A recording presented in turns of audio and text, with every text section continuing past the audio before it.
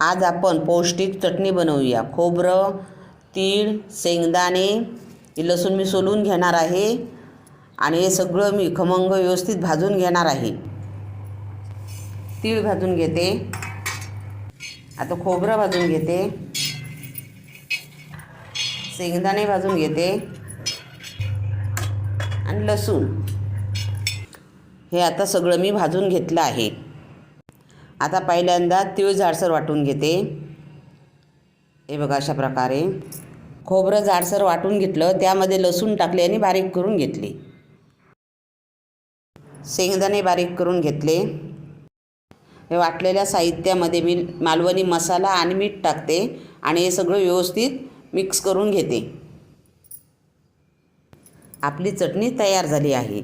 ही तुम्ही भाकरीबरोबर, भाताबरोबर किंवा कुठच्याही भाजीत वापरू शकता।